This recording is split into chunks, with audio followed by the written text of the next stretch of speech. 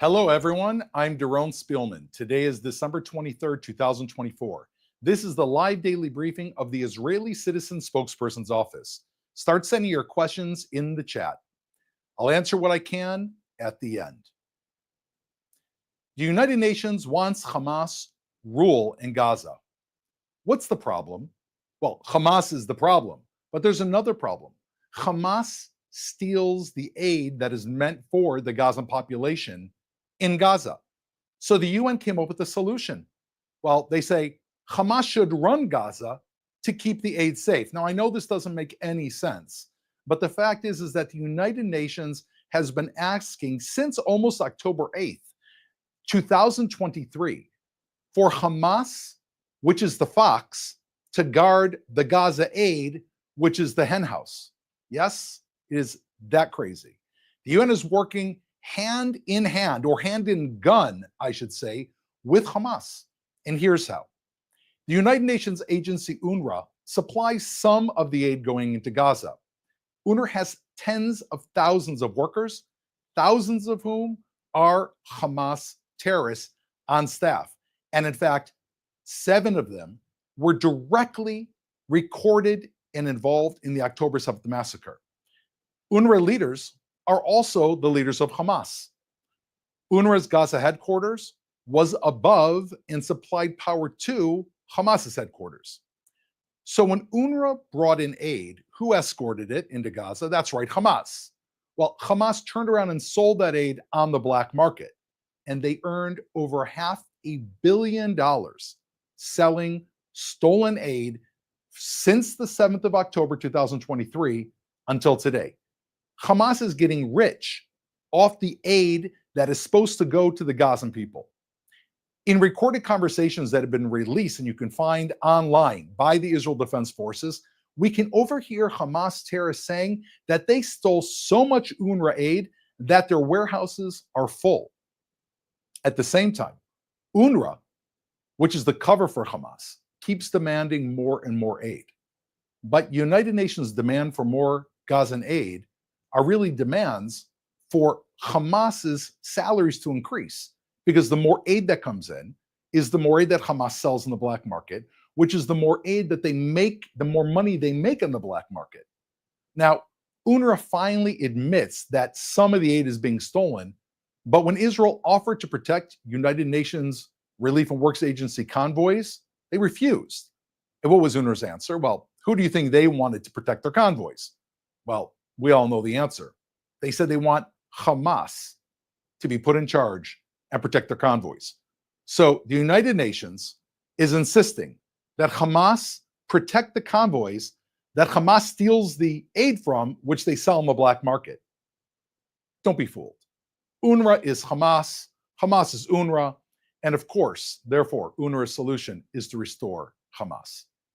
If you're watching, please tell your leaders to join the courage of the Netherlands and Sweden, who just last week defunded UNRWA because they knew that if they're funding UNRWA, they're funding Hamas. It's time to shut down Hamas's UN front, stop the financing of murder and this war that Hamas is dragging on. Iran, as we know, is losing the 7-front war in the Middle East. But Iran is still attacking now in a new front, the 8th front in the West, in Europe. Iran is targeting Jewish communities, Israeli embassies, and institutions across the West. Shockingly, reports came out in the Bloomberg News showing that Iran is now using child terrorists for their attacks.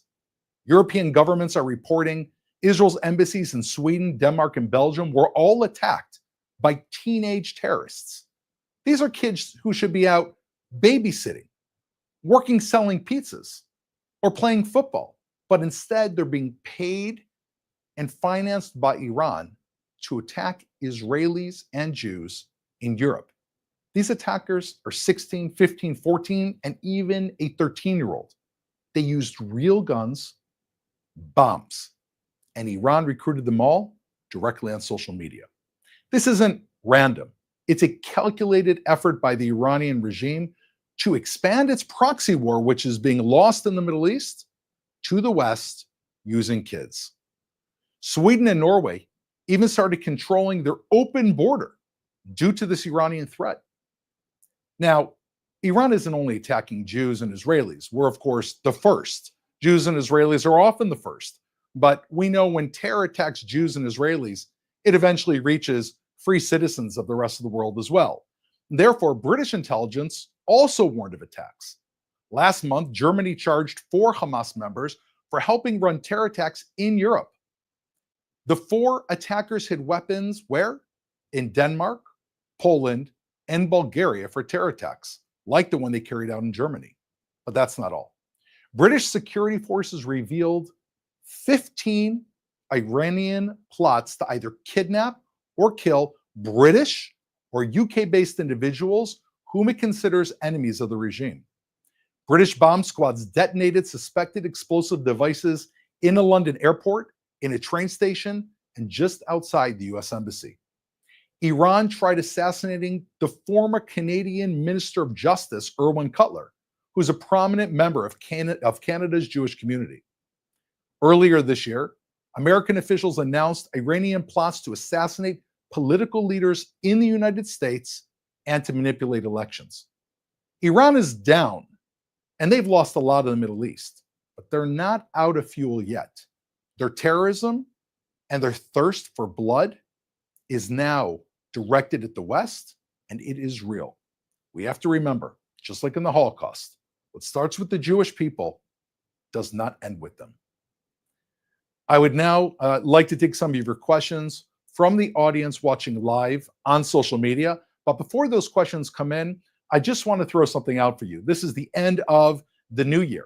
And this is the time when the Israeli citizen spokesperson's office is really geared to trying to raise funds once again to support these efforts. We put links in all of our bios on all of our social media. This is a chance for you to take a step and help us do what we do. All of this costs money. The studios, the people who are speaking, the people who are working behind the cameras in order to bring this information to you and people all throughout the world. So just take a second and click, and please support our initiative.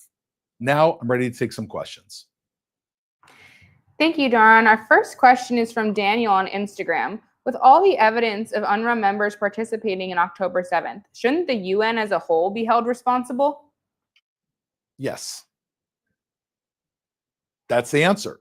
However, since the UN is not holding UNRWA responsible, and the UN, if anything, is constantly criticizing Israel, we have to look into the UN and ask ourselves, is not the United Nations, which was a body that was created post-World War II to stop tyranny, like the Holocaust and like Nazi Germany from happening again, if they are only focusing on Israel, which is the only democracy in the Middle East, perhaps the UN itself has been infiltrated. Maybe it's time for us to open our eyes, and you bring up a very good question. All we have to do is to open our eyes and look. If the UN is criticizing Israel, if it took the UN months to admit that Israeli women were raped and tortured on October 7th, then maybe the problem is with the United Nations. Thank you for your question. Thank you. Our next question is from Aviva on YouTube. There have been lots of reports about a potential hostage deal recently. Do we know what the latest on these reports are? Bringing our hostage home, Aviva, is the wish and hope of every single Israeli. As you may know, we're a very small country of 10 million people. Everyone either knows a hostage or family of a hostage. We all know people who unfortunately have been killed. We pray and we're acting to bring those hostages home. The reports in the news say that a deal is very, very close. Now, the details of such a deal are not something that I have access to. And even if I did, it's obviously not something we can speak about publicly. But we are all for a deal taking place, a deal that on one hand brings our hostages home and at the same time does not enable Hamas to stay in power, which would enable them, God forbid, to attack Israel again and bring more hostages. That is the challenge that Israel is dealing with, but we're hoping for the best. Our next question is from Nomi on Instagram. The American show 60 Minutes just published a report about how the Mossad managed to explode beepers in the hands of thousands of Hezbollah terrorists at the same time. What are your thoughts on this? I saw the episode, and I think it was incredibly important to see. This was coordinated with the Mossad. Therefore, the people that were sent there were under agreement with the Mossad that they were allowed to release secrets that went into the beeper and walkie-talkie attacks against Hezbollah leadership. This is a unique opportunity to see how Israel, in fact, tries to defeat its enemies. Israel is a small country surrounded by large countries, surrounded by Iran, whose population is almost 10 times that of Israel, along with other countries whose collective populations that are aggressive to Israel are 30 and 40 times Israel. What does Israel rely on? Israel thinks out of the box. The very theme of the Mossad is you will defeat your enemies by thinking carefully, kind of out of the box. It's actually a quote from the Bible. And so the beepers show Israeli ingenuity, which goes back more than a decade, which came about to plan this operation. However, there's something else that we need to pay attention to. Those two Mossad agents on 60 Minutes explained how for days and weeks, Israelis calculated the exact amount of explosives in those beepers so that they would injure or maim a Hezbollah terrorist without affecting any person next to them. So if they're walking and they're surrounded by family, they'll pick up the beeper. It will injure them, putting them out of commission, while hopefully not injuring anyone else around.